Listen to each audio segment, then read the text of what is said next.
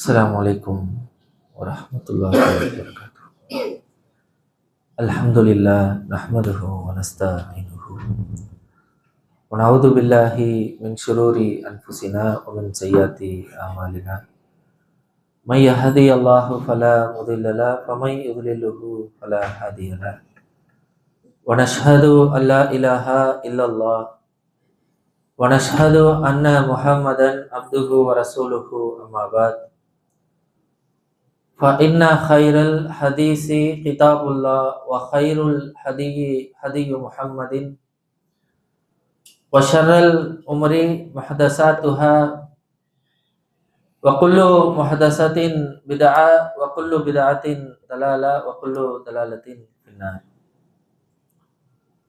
புகழ் அனைத்தும் நம்மை படைத்து பரிபாலித்துக் கொண்டிருக்கக்கூடிய அல்லாஹ் ஒருவனுக்கு அவனுடைய சாந்தியும் சமாதானமும் வற்றா கருணையும் நபிகள் நாயகம் ஸல்லல்லாஹு அலைஹி வஸல்லம் அவர்களின் மீது, அவர்களை பின்பற்றி வாழ்ந்த நபித்தோழர்கள் நபித்தோழியர்கள் முஸ்லிமான ஆண்கள் பெண்கள் அனைவரின் மீதும் என்றென்று நீண்டு நிலவட்டும் என்ற பிரார்த்தனையோடு இந்த உரையை ஆரம்பம் செய்கிறேன். அன்பார்ந்த அல்லாஹுவின் நல்லடியார்களே,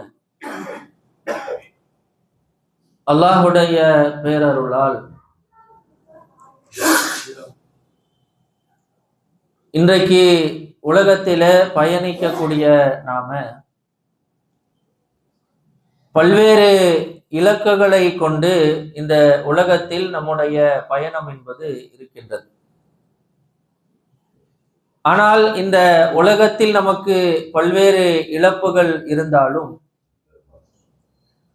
நாளை மறுமையில் நாம் சொர்க்கத்தை அடைவதுதான் நம்முடைய பிரதானமான ஒரு இலக்காக இருக்கின்றது. அப்படிப்பட்ட சொர்க்கத்தை நாம் அடைவதற்கு தான் இன்றைக்கு உலகத்தில பல்வேறு நன்மையான காரியங்களை நம் வாழ்க்கையில் நாம் செய்கின்றோம். தொழுகை, நோன்பு, ஜகாத்து கொடுப்பது, தர்மங்கள் செய்வது, பிறர் நலம் நாடுவது, இப்படி நம்முடைய வாழ்க்கையில் ஏராளமான பணிகள் அல்லாஹ்வுடைய அருளை கொண்டு. இந்த பணிகளை நாம் ஏன் செய்கின்றோம்? நாளை மறுமையில் நான் சொர்க்கத்தை அடைந்து விட வேண்டும், அந்த ஒரு இலக்குக்காக தான் நான் பணிகளை செய்கின்றேன். ஆனால் நம்முடைய பணிகள் செய்யக்கூடிய விதங்களில அல்லாஹ் நமக்கு இயல்பான ஒரு வாழ்க்கை பயணத்தை, எந்த ஒரு பிரச்சனையும் இல்லை, எந்த ஒரு சோதனையும் இல்லை, எந்த சிரமமும் இல்லை என்ற ஒரு சூழ்நிலையில் நாம் பயணிக்கும் போது அந்த நேரத்தில் நாம் தொழக்கூடிய தொழுகை, ஓதக்கூடிய குர்ஆனுடைய நேரங்கள், கொடுக்கக்கூடிய தர்மங்கள், இவைகளெல்லாம் சீராக இருக்கும். ஆனால் நம்ம இடத்திலே எப்போது ஒரு நன்மைகள் குறையும் என்று பார்த்தால் அல்லாஹ் நமக்கு சில சோதனைகளை அல்லாஹ் கொடுப்பான், சில சிரமங்களை அல்லாஹ் கொடுப்பான்.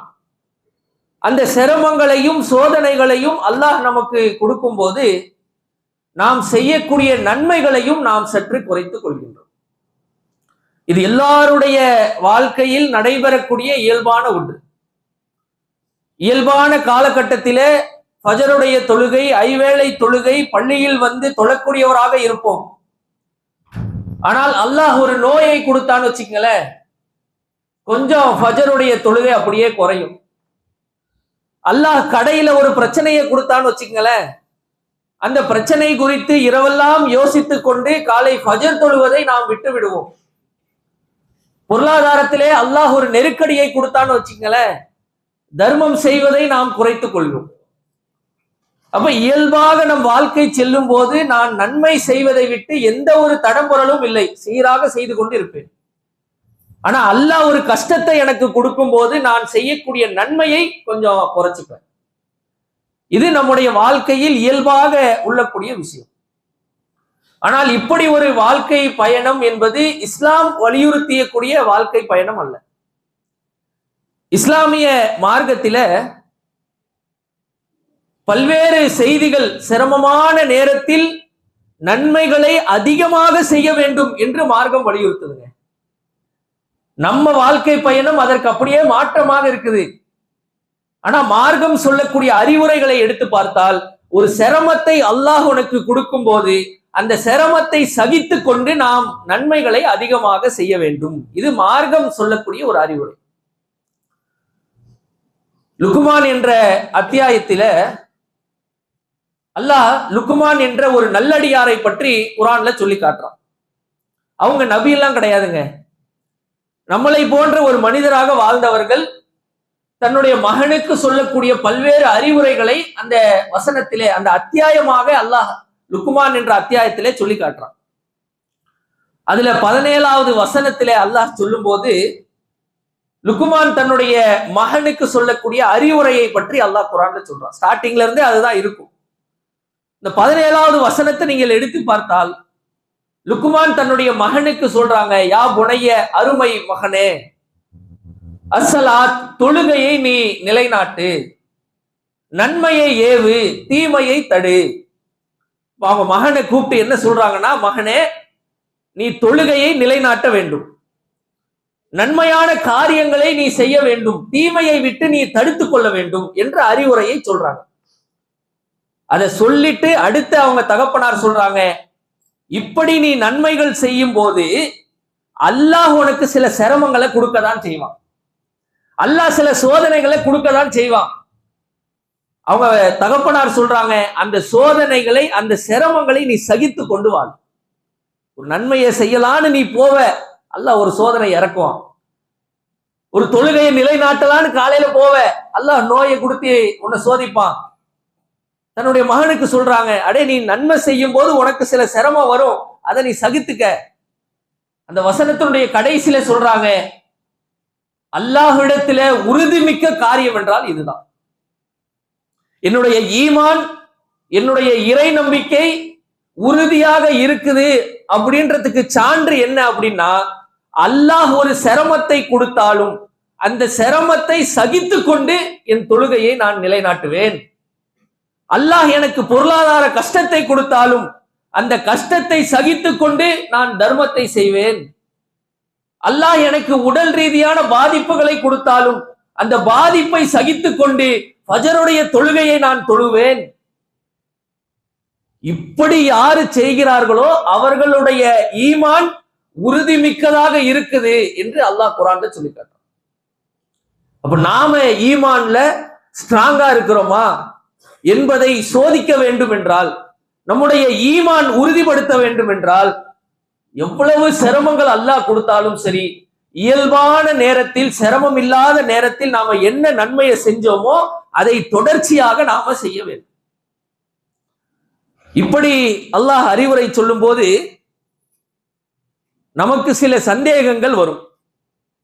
சரி, நான் அதை செய்வதற்கு தயாராக இருக்கிறேன், ஆனா அல்லாஹ் எனக்கு அதுக்கு என்ன பதிலா தருவான்? ஏன்னா மனிதனை பொறுத்த வரைக்கும் ஒரு எதிர்பார்ப்போடு வாழக்கூடிய ஒரு வாழ்க்கை தாங்க. அவன் செய்யற செயலுக்கு ஏதாவது ஒண்ணு கிடைக்கணும், அப்பதான் அந்த செயலையே செய்வான். சின்ன பிள்ளைங்க கூட எடுத்துக்கங்களேன், பால் பாக்கெட் வாங்கிட்டு வாடா அப்படின்னா 5 ரூபாய் கொடுப்பியா, 10 ரூபாய் கொடுப்பியா? இப்படிதானே நம்ம சிறு பிள்ளையா இருக்கும் போது 1 ரூபாய் கொடு, 2 ரூபாய் கொடு, இப்படி பிள்ளைகள் இடத்த, தகப்பனார் இடத்துல, தாய் இடத்துல என்ன செய்வோம்? நான் செய்யக்கூடிய செயலுக்கு எனக்கு ஒரு சன்மானம் இந்த உலகத்துல வேணும். இது மனிதனுடைய இயல்பு. அப்ப இந்த விஷயத்திலையும் நமக்கு என்ன தோணும் அப்படின்னா, நான் ஒரு செயலை செய்ய தயாரா இருக்கிறேன், அல்லாஹ் கொடுத்த கஷ்டத்தை சகித்து கொண்டு என் தொழுகையை, என் குர்ஆன் ஓதக்கூடிய நேரத்தை, இதெல்லாம் நான் அப்படியே கண்டினியூ பண்றேன். ஆனா அல்லாஹ் எனக்கு என்ன தருவான்? அதற்கு தான் மார்க்கம் பதிலளிக்கின்றது. நீங்கள் இயல்பான நேரத்தில் ஒரு செயலை செய்தால் அதற்கு அல்லாஹ் உங்களுக்கு கொடுக்கக்கூடிய கூலியை விட ஒரு சிரமத்தை சகித்து கொண்டு அதே செயலை நீங்கள் செய்யும் போது அல்லாஹ் உங்களுக்கு கூலியை பல மடங்கு உயர்த்தி தரான் என்று பல செய்திகளை நீங்கள் பார்க்க முடியும். இன்றைக்கு ரமலான் மாசத்துல நாம் எல்லாம் இருக்கிறோம். ஏன் ரமலான் மாதத்தில் அதிகமான நன்மைகளை செய்கின்றோம்? ஏன் நம்முடைய தொழுகைகள் எல்லாம் சீராக இருக்கின்றது? இந்த ரமலான்ல உண்மையிலேயே நீங்கள் சிந்தித்து பார்த்தால் நமக்கு உடல் ரீதியான ஏராளமான சிரமங்கள் இருக்கதானே செய்யுது. இரவு தூக்கம் குறைவு, நைட்டு இரவு தொழுகை எல்லாம் முடிச்சுட்டு போய் படுக்கிறதுக்கு 11 ஆகும். காலையில 3-4 மணிக்கு எந்திரிச்சு இரவு தொழுகை தொழுவதோ அல்லது சஹருக்கு எந்திப்பதோ காலையில் எந்திக்க வேண்டும். அதன் பிறகு காலையில கொஞ்சம் தூங்கி முழிச்சிட்டு 10 மணிக்கு கடைக்கு போகணும். திருப்பி 6 மணி நேரம் கடையில திருப்பி வரணும். இப்படி உடல் ரீதியான ஏராளமான சிரமங்கள் இருக்கு. இருந்தாலும் ஃபஜ்ர் தொழுகைனா நான் பள்ளிக்கு வந்துதான் தொழுவேன். இரவு தொழுகை எனக்கு கால் வலிக்குது, இருந்தாலும் சகிச்சுட்டு நான் இரவு தொழுவேன். இன்னொரு பக்கம் பாருங்க, பொருளாதாரம் திரட்டுவது ரமலானில் மிக மிக குறைவாக தான் இருக்கும். ஏன்னா கடை திறக்கிற நேரமே நம்ம குறைவு தான். ஏன்னா கொஞ்சம் உடல் சோர்வுகள் இருக்கும். 8 மணிக்கு திறக்கிற கடை ஒரு 10 மணிக்கு தான் போய் திறப்போம். இஃப்தாரோட மூட வேண்டிய ஒரு சூழ்நிலைகள் நமக்கு வரலாம். அப்போ வேலை செய்யக்கூடிய நேரமே ரொம்ப குறைவு, பொருளாதாரம் திரட்டக்கூடியது ரொம்ப குறைவு. ஆனா தர்மம்னு வந்துச்சுன்னா அள்ளி நம்ம கொடுக்கிறோம் ரமலான்ல. அப்ப நம்ம என்ன புரிந்து வச்சிருக்கிறோம் அப்படின்னா, இந்த ரமலானில் எனக்கு அதிகமான கூலிகள் வழங்கப்படும். அல்லாஹ்வுடைய தூதர் அவர்கள் சொல்றாங்க, ஒரு செயலை நீ மற்ற மாதங்களில் செய்வதற்கும் ரமலானில் செய்வதற்கும் அல்லாஹ் 2 மடங்கு நன்மையை கூலியை அதிகமாக தர்றான். அதுக்கு தான் நம்ம போட்டி போடுறோம். அப்ப அல்லாஹ் ரமலான் மாதத்திற்கு அல்ல, நீங்கள் தாங்கிக் கொண்டு இருக்கக்கூடிய அந்த சிரமத்திற்கான கூலி தான் அது. எவ்வளவு சிரமம் இருந்தாலும் சரி, நான் ரமலான்ல பணி செஞ்சுட்டே இருப்பேன், தொழுதுட்டே இருப்பேன். இன்னொரு செய்தி எடுத்து பாருங்க. ரமலான் மாசத்துல நாம உம்ரா செய்தால் என்ன நன்மைங்க கிடைக்குது? ஹஜ்ஜு செய்ததற்குரிய நன்மை வழங்கப்படுது. இப்ப ரமலான் மாசத்தில் அல்லாமல் மற்ற மாசத்திலே நாம் உம்ரா செய்யும் போது என்ன உம்ராக்கான கூலியோ அதுதான் அல்லாஹ் தர்றான். ஆனா ரமலான் மாசத்திலே அதே உம்ராவை நீங்கள் செய்யும் போது ஹஜ்ஜு செய்ததற்குரிய என்ன கூலி நன்மை வழங்கப்படுதோ அது அவருக்கு எடுத்து அல்லாஹ் கொடுக்கிறான். எதுக்குங்க அல்லாஹ் கொடுக்கிறான்? அடே ரமலான்ல ஏராளமான சிரமங்கள் உனக்கு இருக்கும், சில கஷ்டங்கள் இருக்கும், சில துன்பங்கள் இருக்கும். அந்த துன்பத்தை கஷ்டத்தை எல்லாம் சகிச்சுக்கிட்டு ஒருத்தர் அந்த இடத்துல போய் உம்ரா செய்யறான் பாருங்க, அந்த சிரமத்திற்காக அல்லாஹ் ஹஜ்ஜுடைய நன்மையை கொடுக்கிறான். அப்ப இஸ்லாத்தினுடைய மிக முக்கியமான அடிப்படை என்னன்னா, ஒரு சிரமத்தை தாங்கிக் கொண்டு நாம் நன்மை செய்யும் போது அதற்கென்று வழங்கப்படக்கூடிய கூலி பேரதிகமாக அல்லாஹ் கொடுப்பான். இது ரமலான்ல மட்டும் கிடையாதுங்க, இன்னபிற மாதங்களில் அல்லாஹ் நமக்கு கொடுக்கும் போதும் அதிகமான கூலியை தருவான். ஆனா இன்றைக்கு நம் வாழ்க்கையில அதை புரிந்து கொண்டாமல் நாம் என்ன செய்யறோம்? ஒரு சின்ன தலைவலியா ஃபஜ்ர் தொழுகை இல்ல. மொத்தமா ரமலானை விட்டுருங்க, மற்ற மாசங்களை எடுத்து பாருங்க, கொஞ்சம் உடல்ல சோர்வு ஏற்பட்டால் போதும் நம்முடைய தொழுகைகள் அப்படியே துண்டிக்கப்படும். நல்ல குரானை ஓதிட்டு இருப்போம், திடீர்னு வேலை டைட் ஆயிரும், குரான் ஓதுறதை விட்டுருவோம். தர்மங்களை நல்ல செஞ்சிட்டு இருப்போம், திடீர்னு அல்லாஹ் ஒரு பொருளாதார நெருக்கடியை கொடுப்பான், தர்மத்தை விட்டுருவோம். அப்ப நமக்கு ஒரு சிரமம்னு சொன்னா முதல்ல நாம் விடக்கூடியது என்ன அப்படின்னா, நாம் செய்யக்கூடிய நன்மைகளை நாம விட்டுறோம். ஆனால் அல்லாஹ்வுடைய தூதர் அவர்கள் பாருங்க, சஹாபாக்களை பற்றி சில செய்திகளை சொல்லி காட்டுறாங்க. நபித்தோழர்கள் தங்களுடைய வாழ்க்கையில் செய்யக்கூடிய தர்மம் குறித்து அல்லாஹ்வுடைய தூதர் சொல்றாங்க, அவர்கள் ஒரு கைப்பிடி அளவுக்கு தர்மம் செய்தால், நீங்கள் உஹது மலை அளவுக்கு, நீங்கள்னா என்ன யாரு? நம்ம உஹது மலை அளவுக்கு மிகப்பெரிய பொருளாதாரத்தை நீங்கள் தர்மம் செய்தால், சஹாபாக்கள் கைப்பிடி அளவுக்கு செய்த தர்மம் தான் இறைவன் புறத்தில் சிறந்தது என்று அல்லாஹ்வுடைய தூதர் சொல்றாங்க. சஹீஹுல் புகாரில இருக்கக்கூடிய செய்தி. இப்ப நீங்க உதாரணத்துக்கு எடுத்து பாருங்க, ஹதீஸ்ல இருக்கிற கணக்கு இல்ல. அவங்க ஒரு 100 ரூபாய் கொடுக்குறாங்க, நம்ம ஒரு 10 லட்சம் கொடுக்கிறோம். அல்லாஹ்வுடைய தூதர் சொல்றாங்க, டேய் அவங்க கொடுத்த 100 ரூபாய் தான் பெருசு, அவர்கள் கொடுத்த அந்த சிறு தொகைதான் இறைவனிடத்திலே மிகப்பெரிய அந்தஸ்தை பெறக்கூடியது. ஏன் அந்த அந்தஸ்து அல்லாஹ் கொடுக்கிறான்? நான் 10 லட்சம் கொடுத்திருக்கிறேனே, எவ்வளவு சிரமம் 10 லட்சம் தர்மம் செய்வது, அதை நான் செஞ்சிருக்கிறேனே. ஏன் சஹாபாக்களுக்கு அந்த அந்தஸ்தை கொடுக்கின்றான்? ஒண்ணும் கிடையாது, அவர்கள் சிரமத்தில் தர்மம் செய்வார்கள், நாம் நம்மிடத்தில் இருப்பதை தர்மம் செய்வோம். இதுதான் வித்தியாசம். அவங்களுக்கு எவ்வளவு சிரமத்தை அல்லாஹ் கொடுத்தாலும் சரி, தர்மம் என்று செஞ்சால் அவர்கள் வாரி வழங்கக்கூடியவர்கள். நாம் நம்முடைய செல்வத்தை போதுமானதாக உலகத்திற்கு ஆக்கி கொண்டு மீதியை கொண்டு வந்து தர்மம் செய்வோம். இதுதான் வித்தியாசம். நம்முடைய தர்மங்கள் எப்படி இருக்கும்? என்னுடைய வீட்டு வாடகை, மற்ற விஷயங்கள் அனைத்தையும் நான் செலவு செய்துவிட்டு மீதி இருக்கக்கூடிய செல்வத்தை நான் தர்மம் செய்வேன். அதுவும் எனக்கு நெருக்கடியாக இருந்தால் தர்மத்தை அடுத்த மாசத்திற்கு மாற்றிக்கொள்வேன். கஞ்சிக்கு கொடுங்க, இல்லைங்க இன்ஷால்லா அடுத்த ரமலான்ல பார்ப்போம், இந்த ரமலான்ல கொஞ்சம் டைட்டா இருக்குது, நம்ம என்ன விளங்கி வச்சிருக்கிறோம், அடுத்த ரமலான் வரைக்கும் நம்ம உயிரோடு இருப்போம்னு நினைக்கிறோமா நம்ம? அப்போ அல்லாஹ் ஒரு சிரமத்தை, நெருக்கடியை கொடுக்கும் போது நன்மையை நாம் விட்டு விடுகின்றோம். ஆனால் அல்லாஹ் எவ்வளவு சிரமத்தை கொடுத்தாலும் சரி, நன்மையை செய்யக்கூடியவர்களாக நபித்தோழர்கள் இருந்தார்கள். அதற்குதான் அல்லாஹ் குர்ஆன்ல சொல்லி காட்டுறான், ரதியல்லாஹு அன்ஹு வரது அன்ஹா, நான் அவர்களை பொருந்தி கொண்டேன். அல்லாஹுடைய திருப்பொருத்தம் இருக்கு பாருங்க. சஹாபாக்களுக்கு ஏங்க அல்லாஹ் கொடுக்கிறா? சஹாபாக்களை விட இன்றைக்கு தர்மம் செய்யக்கூடியவர்களில் நாம் அதிகமாக இருக்கிறோம். 10 லட்சம் கொடுக்கிறோம், 20 லட்சம் கொடுக்கிறோம். 1 கோடி தர்மம் செய்தவர்கள் உலகத்தில் இருக்கிறார்கள். ஆனால் அவர்களை எல்லாம் அல்லாஹ் பொருந்திக் கொள்ளாமல் இறை தூதர்கள் வழியாக வந்த சஹாபாக்கள், அவர்களை அல்லாஹ் பொருந்திக் கொள்கிறான். சில நபித்தோழர்களுக்கு சொர்க்கம் என்று முன்னறிவிப்பை கூட அல்லாஹ் செய்யறான். அப்படின்னா எதுக்கு அந்த அந்தஸ்து அல்லாஹ் கொடுக்கிறான்? எவ்வளவு சிரமம் இருந்தாலும் சரி, மார்க்கத்திற்காக நன்மை செய்வதை விட்டு அவர்கள் விலகவே மாட்டார்கள். அவங்க அனுபவிக்கக்கூடிய சிரமங்களை எல்லாம் நீங்க சிந்திச்சு பார்த்தீங்கன்னா, பசி பட்னி இருக்குல்லங்க, ஒரு மனுஷனுடைய பேசிக்கல் நீடு, அன்றாட வாழ்க்கையில் தேவைப்படக்கூடிய விஷயம் உணவு, உடை, தங்குமிடம். இந்த 3 கூட சஹாபாக்கள் கிடையாதுங்க. ரொம்ப ரொம்ப அடிப்படை தேவை. பிலோ பாவர்ட்டி லைன் நம்ம இந்தியாவில் சொல்வார்கள், வறுமை கோட்டிற்கு கீழே இருக்கக்கூடியவர்கள். அவர்கள் யார் தெரியுமா? அடிப்படை தேவைகள் இல்லாதவர்கள் அந்த நிலையில் இருப்பார்கள். அதுபோல சஹாபாக்களுடைய வாழ்க்கை இருந்துச்சு. இருக்கிற தங்குமிடம் கிடையாது. இன்றைக்கு ஆடைகள், ஜும்மாக்கு ஒரு ஆடை, நாளைக்கு ஒரு ஆடை. நமக்கு அல்லாஹ் எவ்வளவு அருள் புரிஞ்சிருக்கிறான். உண்மையிலேயே சொல்ல போனால் பொருளாதாரத்திலே, உலக வாழ்க்கையை வாழுவதிலே நம் சமுதாயம் மிகப்பெரிய அருள் மிக்கவர்கள். ஆனால் சஹாபாக்கள் அப்படி கிடையாது. உடுக்க துணி கிடையாது, இருக்கிறதுக்கு இடம் கிடையாது. மதீனாவுடைய திண்ணை தோழர்களாக பள்ளிவாசலுடைய வெளிப்புறத்திலே அப்படியே படுத்து வாழ்க்கையை கழித்த அபூ ஹுரைரா போன்ற பல்வேறு நபித்தோழர்கள் இருக்கிறார்கள். போர்க்களத்துக்கு போவாங்க.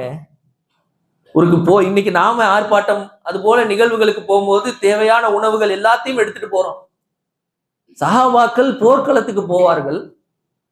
அந்த போர்க்களத்துக்கு போகும்போது அவங்க கிட்ட இருக்கிற பேர்ச்ச பழங்கள் என்னென்ன இருக்கோ அதை எடுத்துட்டு போவாங்க. அதை எடுத்துட்டு பிரயாணத்துல பசிக்கும் போது என்ன செய்வாங்க? அந்த பேர்ச்ச பழங்களை சாப்பிடுவாங்க. இன்னைக்கு நாம இஃப்தார்ல பேர்ச்ச பழத்தை சாப்பிட்டு கொட்டையை தூக்கி போட்டுருவோம். ஆனா சஹாபாக்கள் அப்படி செய்ய மாட்டாரு. அந்த பேர்ச்சம்பழ கொட்டைய ஒரு தண்ணி பையில போட்டு போட்டு போட்டு சேர்த்து வைப்பாங்க. எதுக்கு தெரியுமா?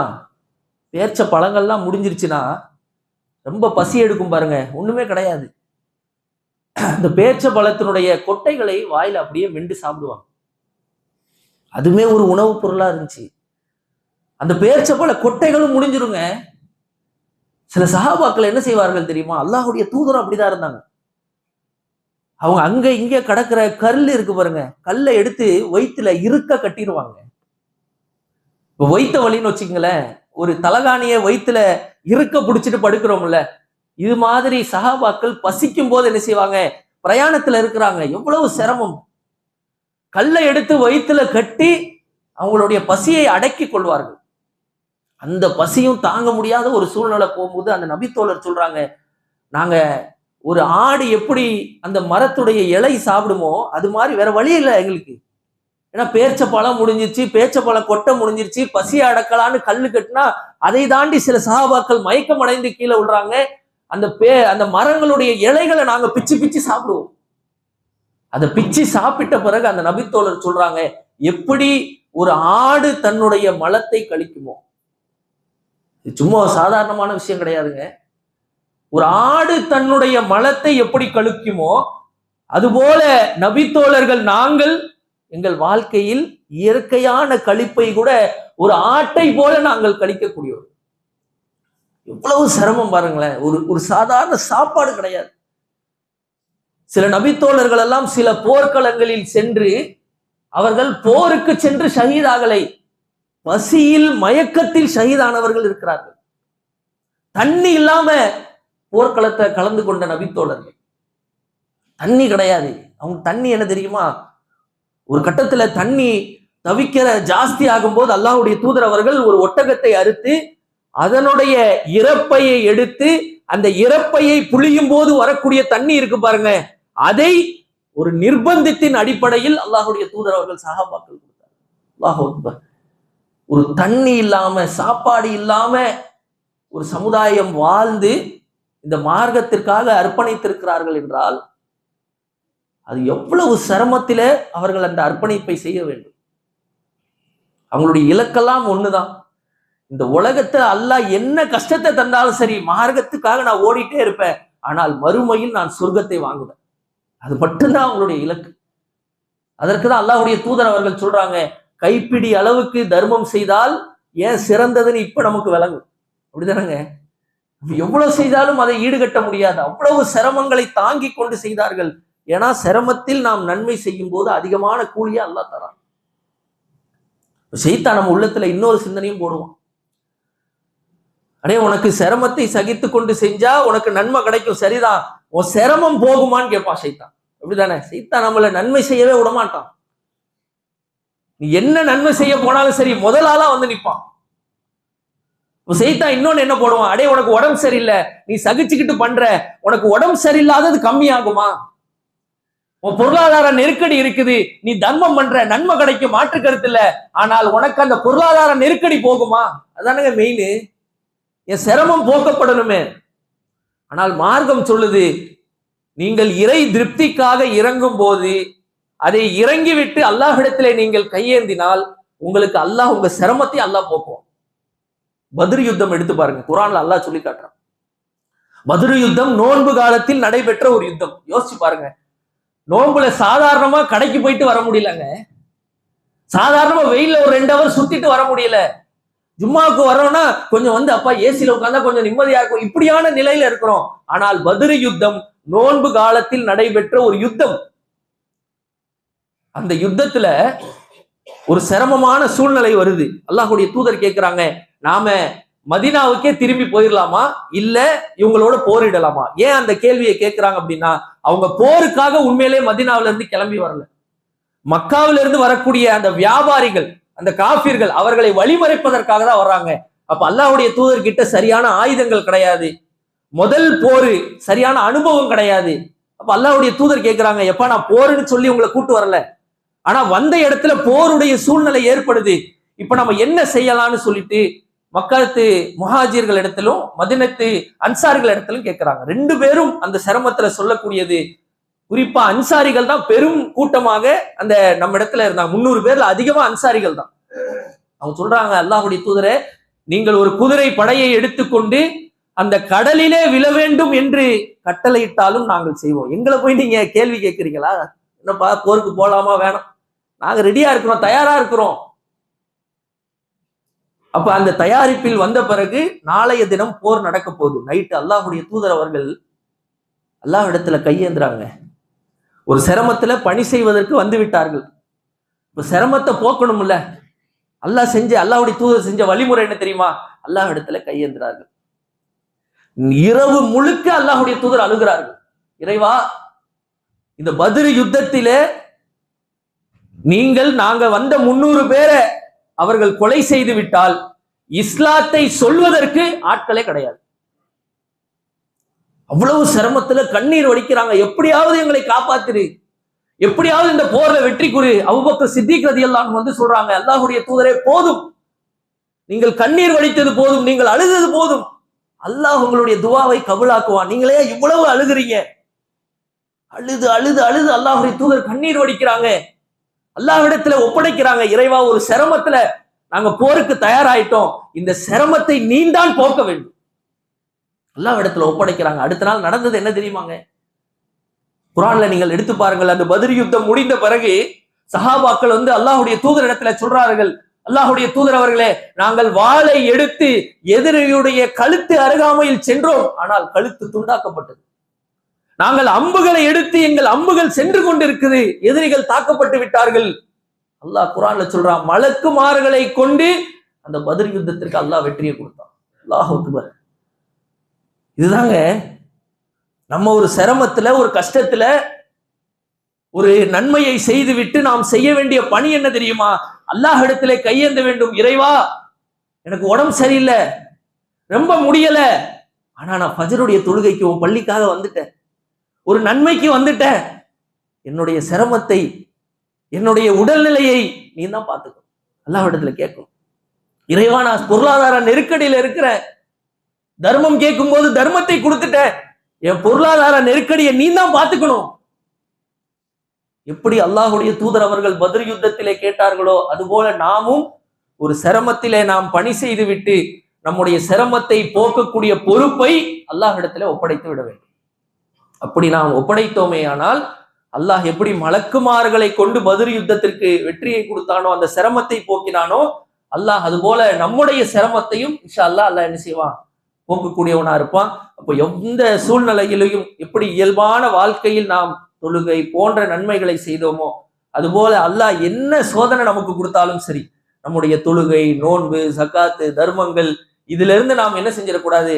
ஒரு குறைக்கக்கூடிய ஒரு சூழ்நிலைக்கு நாம் சென்று விடக்கூடாது.